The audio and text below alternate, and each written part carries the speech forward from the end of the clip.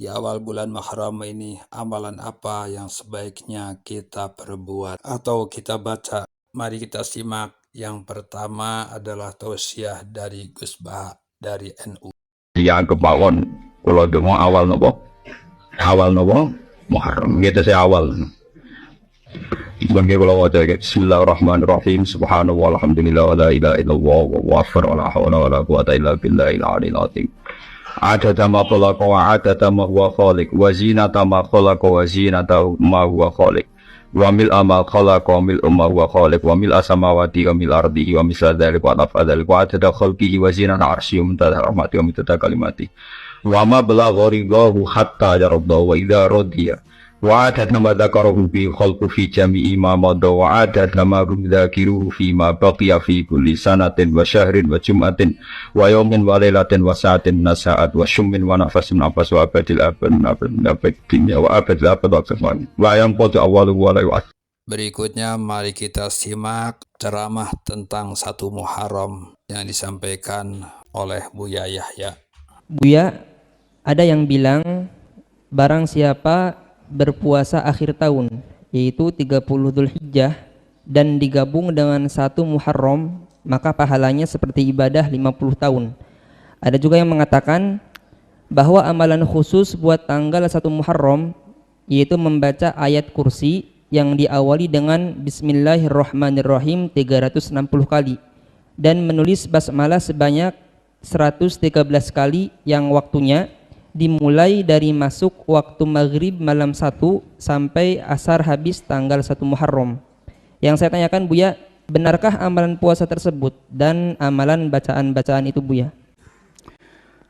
Banyak riwayat-riwayat yang disusupkan, tidak benar disusupkan kepada Islam, tapi banyak dipegangi oleh hamba-hamba Allah.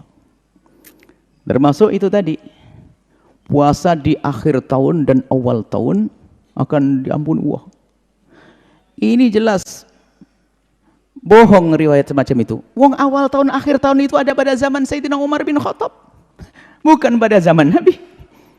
Yang mencetuskan awal tahun baru Sayyidina Umar, Khalifah Umar bin Khattab.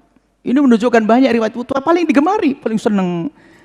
Kalau untuk amalan bulan Muharram cukup hadis sahih yang berbunyi afdalu siyami ba'da Ramadan siyamu syahrillahil Muharram. Puasa yang paling bagus setelah bulan Ramadan adalah bulan Muharram secara utuh. Ini sudah cukup, nggak usah pakai riwayat-riwayat palsu, riwayat-riwayat aneh. Ini tadi kalau masalah akhir tahun, awal tahun enggak dibenarkan. Adapun masalah membaca ayat kursi dan sebagainya, kalau ada orang mengatakan, wahai santriku, bacalah Yasin 16 kali, enggak ada masalah. Asalkan jangan ngomong, Rasulullah menganjurkan begini. Enggak boleh kalau anda menisbatkan ke Nabi. Kalau anda hanya menyuruh saja, karena hari ini hari libur, daripada kau enggak karuan kemana, kamu baca Yasin 16 kali nak. Kan begitu bagus. Kalau Yasin saja kayaknya sumpek dia, sudahlah kamu tulis Bismillahirrahmanirrahim yang banyak. Boleh, asalkan jangan dinisbatkan kepada Nabi. Tapi kalau mengatakan kata Rasulullah adalah dusta, nggak boleh.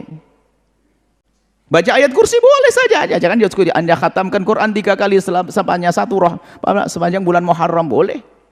Himbauan dari gurunya kepada muridnya, tapi jangan dinisbatkan kepada Rasul Shallallahu Alaihi Wasallam. Kita perlu berwaspada, karena apa? Kita ada musuh-musuh yang mencari celah, mencari naudzubillah, yang ingin membuat permusuhan, sehingga ada amalan-amalan yang memang seharusnya kita harus waspada. Sandarannya nggak benar, bahkan ada riwayat palsu, nggak perlu kita ambil. Bahkan riwayat tentang tanggal 1, 2, 3, 4 keutamaan-keutamaannya banyak, tidak semuanya. Banyak riwayat palsu. Banyak riwayat palsu tentang keutamaan tanggal 1, tinggal tahun banyak. Maka lebih baik kita hindari karena kita tidak bisa memilah dan memilih. Cukup kalau Anda ingin berpegang sabda Nabi hadis sahih, afdhalus siyam ba'da Ramadan syiamu syahrillahil Muharram. Paling bagus berpuasa setelah bulan Ramadan, puasa di bulan Muharram. Dan di antara bulan Muharram ada satu hari yang sangat istimewa, adalah 10 Muharram atau Asyura.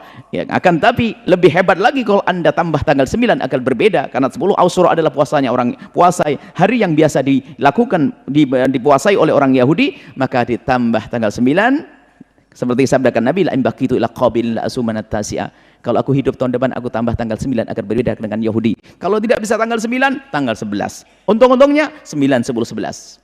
Biar dapat pahala double-double. Pahala tanggal 9 untuk berbeda dengan Yahudi, tanggal 10 Asyura, tanggal 11 biar 3 hari dalam 1 bulan. Istimewa. Tapi kalau riwayat aneh-aneh tolong dihindari. Khususnya para pembimbing-pembimbing ya, kalau menghimbau umat deh harus waspada, jangan sampai kita asal nukil saja, kita tanggung jawab di hadapan Allah Subhanahu wa taala. Itu sepengetahuan kami. Jika ada orang yang mengetahui riwayat yang benar dan sebagainya lalu saya salah, saya sangat senang, kasih hadiah kepada saya, katakan Buya ini adalah salah begini. Riwayat yang ini benar dan tentunya benar, riwayat yang benar, bukan riwayat dari riwayat yang enggak jelas lagi, dari buku yang enggak jelas, jangan. Tapi sepengetahuan kami seperti itu, wallahu a'lam. Berikutnya mari kita simak tentang peringatan 1 Muharram menurut pandangan Ustadz Amin Muhtar dari Persis atau Persatuan Islam. Ketiga, peringatan Tahun Baru Hijriah. Ini penting saya sampaikan, terutama fakta sejarah. Tolong tunjukkan kepada kami peringatan Tahun Baru Hijriah ada terjadi di zaman Nabi. Sekiranya susah atau paling tidak zaman sahabat dan tabi'in, fakta sejarah adanya. Barang siapa yang menemukan akan mendapatkan hadiah kompo 8 ponto. Umroh gratis Lempang.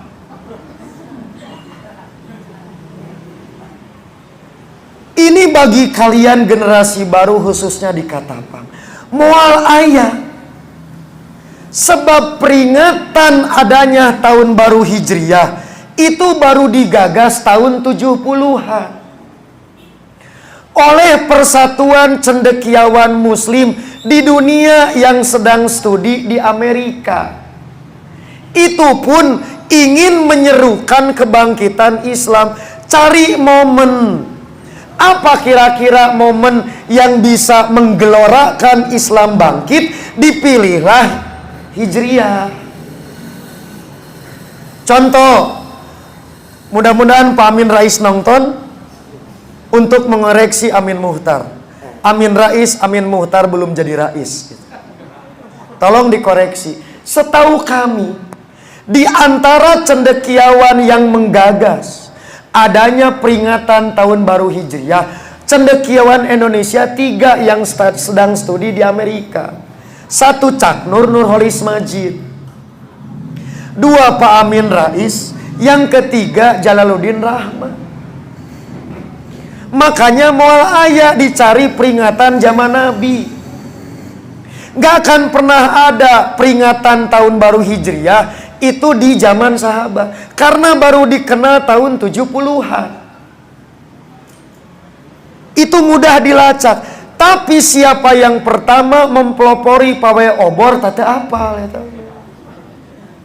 Siapa trendsetter pawai obor di Muharram saya belum tahu. Itu tugas kalian generasi baru Katapang. Tapi perintis adanya Tahun Baru Hijriah bukan mau diperingati, Ustaz, sebetulnya latar belakangnya itu mencari momen untuk menggelorakan semangat kebangkitan. Urang naon momenna anggeus we cenah urang hijrah gitu. Tapi kadienakeun kulantaran teu apa lalakon, maka berubah menjadi peringatan kalender Hijriah. Padahal asalnya tidak ada hubungan. Itu penting karena boleh jadi fakta sejarah ini tak banyak diketahui, terutama oleh generasi anak baru gede, baru dak ABG. Tidak tahu kan? Sejarahnya tidak tahu? Oke, tidak tahu, sudah Pak Ustadz bantu. Berarti tugas kalian cari pawai obor siapa pelopor. Siap? Selanjutnya mari kita simak pandangan dari Ustadz Syafiq Reza Basalamah dari Salafi. Salah satunya adalah meluaskan, melapangkan nafkah buat keluarga. Berdasarkan hadis Nabi alaihi salatu wassalam, di mana Nabi sallallahu alaihi wasallam mengatakan, "Man wassa'a ala iyalihi yawma Ashura, lam yazal fi sa'atin sa'ir sanati." Barang siapa yang melapangkan nafkah buat keluarganya pada hari Ashura, maka Allah akan melapangkan bagi dia sepanjang tahun. Allah akan melapangkan bagi dia sepanjang tahun. Yang jadi masalah, hadis ini diperselisihkan keabsahannya oleh para ulama. Di antara mereka ada yang mensahihkan dan sebagian di antara mereka mendhaifkannya. Al-Munawi rahimahullahu taala dalam kitabnya Faidul Qadir mengatakan, qala Jabir as-Sahabi, jarrabnahu fawajadnahu sahihan. Kita sudah mencobanya, mempraktekannya, dan kita dapatin itu benar, kata dia. Dan Ibnu Uyainah mengatakan jarrabnahu 50 atau 60 sanah. Kita telah mencoba itu selama 50 tahun atau 60 tahun dan mereka mendapati itu benar. Tapi yang jadi masalah, hadis ini diperselisihkan kesahihannya. Al-Imam Ibnul Jauzi mengatakan hadis itu palsu. Namun Ibnu Hajar Al-Asqalani mengkritisi hukum yang diberikan oleh Ibnul Jauzi dan dia mengatakan tidak seperti yang dikatakan olehnya. Dan dari 4 madhab mereka berpendapat bahwasanya meluaskan nafkah pada hari Asyura termasuk disunnahkan. Wallahu a'lam bishawab. Tapi sebagaimana tadi yang kita sampaikan, adanya perbedaan pendapat di antara para ulama. Amalan yang ketiga adalah memperbaharui taubat. Namun ini pun diperselisihkan kesahihan hadisnya. Tapi seorang muslim hendaklah memulai tahun ini dengan memperbaharui taubat. Ini awal tahun Hijriah ini Muharram. Perbanyak taubatnya sepanjang masa kita bertobat. Adapun amalan yang keempat yang seharusnya kita perbanyak di bulan ini adalah bersedekah. Perbanyak sedekah. Tapi juga sama, hadis-hadis tentang sedekah di bulan Muharram ini pun diperselisihkan kesahihannya, namun kembali kepada keumuman perintah untuk bersedekah. Bersedekahlah, perbanyak sedekah. Selanjutnya mari kita simak pandangan dari Ustadz Adi Hidayat. Bulan ini khusus untuk berlatih meninggalkan yang haram. Maka jangan lakukan yang haram. Ibnu Abbas radhiyallahu taala anhuma bahkan sampai menegaskan, jika ada seorang muslim sengaja melakukan perbuatan haram di bulan-bulan hurum, maka boleh jadi potensi dosanya itu bisa 2 kali lipat dari hari-hari biasa. Sebaliknya, para ulama juga mengomentari, jika ia berbuat perbuatan yang mulia, maka boleh jadi pahalanya pun 2 kali lipat dari bulan-bulan biasanya. Maka dianjurkan di bulan Al-Muharram meningkatkan banyak amal saleh.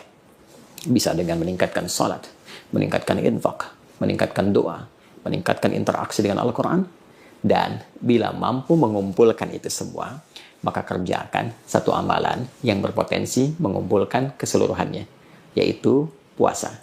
Sangat dianjurkan puasa di bulan-bulan hurum dan disukai oleh Nabi SAW. Karena itu boleh, silahkan perbanyak puasa di bulan Al-Muharram ini.